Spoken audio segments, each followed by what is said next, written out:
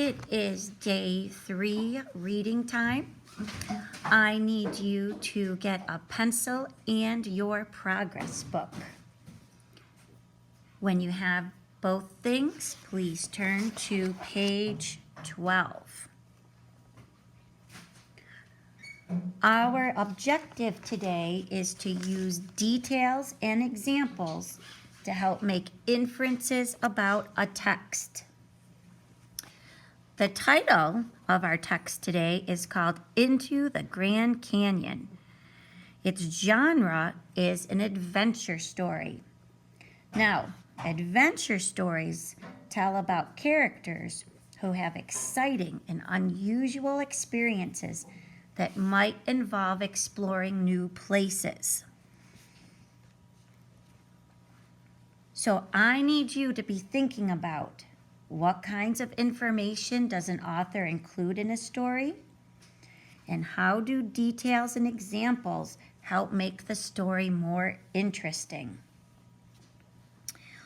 Let's start right up here, paragraph 1. Follow along. Jackson, let's go. Sorry, Mr. Anderson, I was just gathering my supplies. Way to be prepared, Jackson. Mr. Anderson, our troop leader, arranged this hike for us, and he made us do some intense training before we could go. A backcountry hike in the Grand Canyon is an incredible opportunity, but it can also be a little dangerous. Mr. Anderson is giving us instructions as I join the rest of the troop. We are 2 miles from our campsite, and the other troop should already be there. Let's stay aware of the landscape, and let's stay together. While we are getting ready, I look for my best friend, Paul. Paul is a genius. He can beat any video game, fix any computer problem, and set up any smartphone. He doesn't really do much outdoors, though. Paul is studying his cell phone. What are you doing? I ask. Do you have service down here? Enough to play my video games. I frown with annoyance. Paul, we are getting ready to hike through the Grand Canyon, so how can you even think about video games? I snatch his cell phone and hold it high over my head. Page 13. Hey, what was that for? We are about to have an adventure, and you don't want to miss it. I'll give this back to you when we reach camp. I wait for Paul to argue with me, but he starts laughing. All right, you win. Anyway, I can't imagine what my mom will say if I tell her that all I remember about the Grand Canyon is my high score. Each member of our troop has a special responsibility. I'm in charge of the compass, while Paul is responsible for following the maps to make sure we are on the right trail. Paul checks the map and reminds us of our course. In order to reach our campsite, we need to head due west. I grab my compass, locate due west, and point off in the distance. That trail over there is ours. But before we can begin, someone yells from behind us. Hey, hang on. A park ranger jogs over to Mr. Anderson and asks, Are these scouts hiking that trail? We sure are. Let's talk a little bit about what we just read.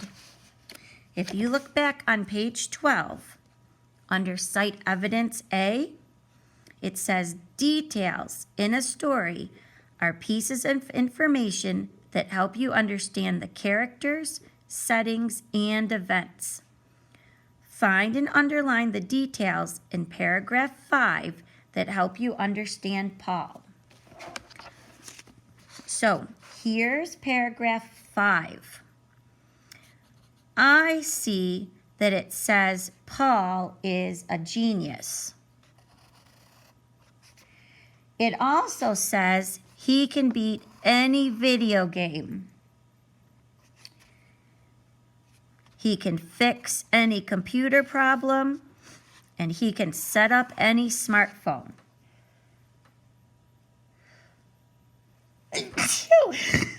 Excuse me, guys. I couldn't help that sneeze. So, based on these details, what have we learned about Paul as a character in the story? Well, I know lots of kids like this. I know that he really doesn't do much outdoors. He's too busy gaming on the inside.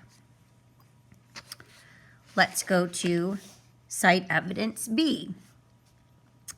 You can use details to make inferences about a story. Review the details about Paul.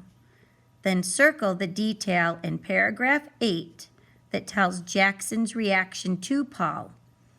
What inference can you make about these two scouts? So, to review Paul, he's a genius, he's a gamer, he doesn't do much outside.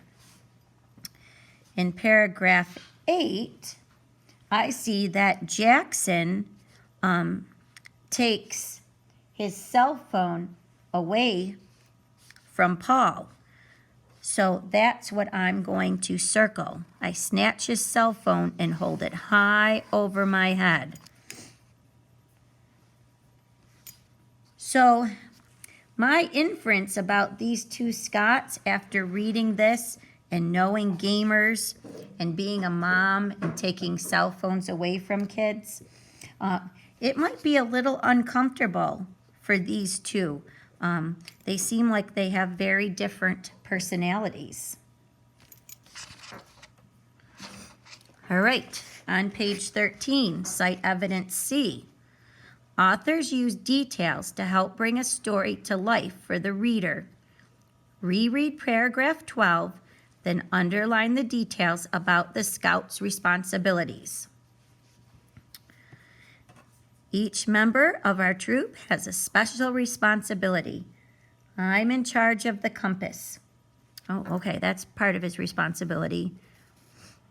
Well, Paul is responsible for following the maps to make sure we are on the right trail. That's another responsibility. Paul checks the maps and reminds us of our course. In order to reach our campsite, we need to head due west. So it says that one is in charge of the compass and the other's responsible for following the maps. Cite Evidence D. Making inferences about a text is different from understanding what a text tells you directly. Box a sentence on this page that gives details about Paul's mother. What does the sentence say about her directly? What can you infer from that? So, I see right here in paragraph 11 that they're mentioning Paul's mom. And it says right up here, anyway, I can't imagine what my mom will say if I tell her that all I remember about the Grand Canyon is my high score.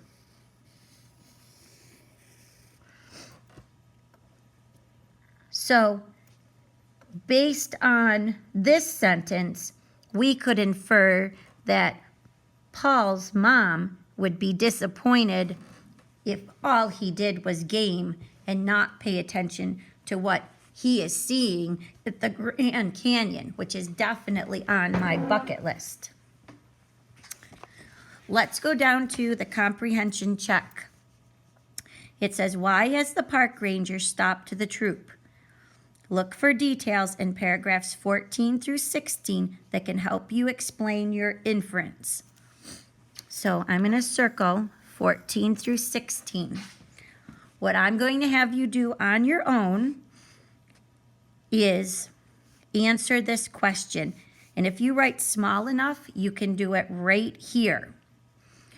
I want you to do an R and an A. And how about a C? Give me one site and explain.